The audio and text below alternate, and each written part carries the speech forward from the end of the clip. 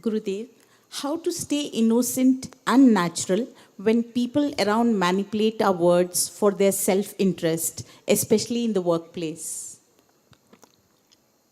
Well, see, the moment you label someone they are manipulative, you start distancing yourself from them. You build a wall. And the more you create the distance, your communication breaks down. And then it impacts you even more than the other person, right? So, better not to judge anybody, don't label anybody. Just imagine you said something and someone think you are manipulating. Do you like that tag on you? You are a manipulator. No, you innocently did whatever you did. So it just happens. You see the happenings are happening and be smart enough, be sharp. Your perception and observation, if that they are sharp, then your expression automatically will be very good, is what you needed. So, there are all different type of people in the world. Don't cut off from anybody, and see how you can skillfully communicate with them all. Take them all as part of your own family. Yeah. When you create that sense of belongingness, their flaws will naturally appear small. You will say, forgive them.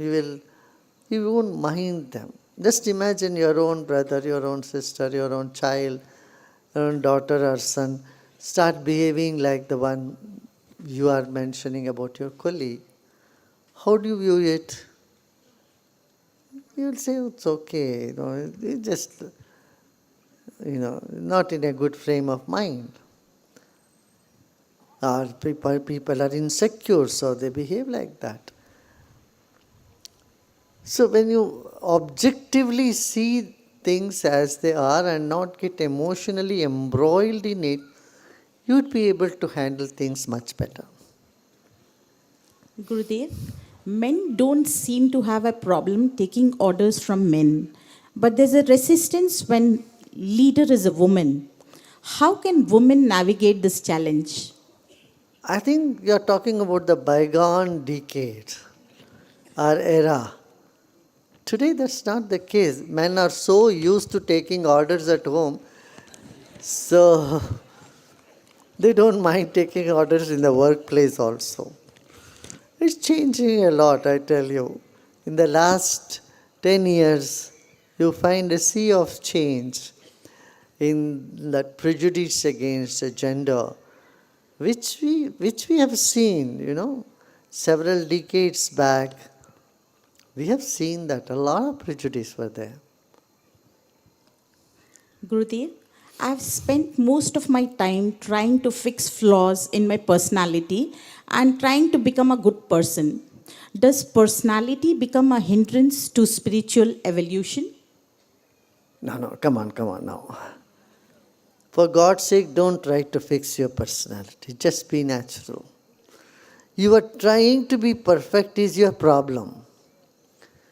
When you try to be perfect, then you find flaws within you and you start blaming yourself. Then you blame others.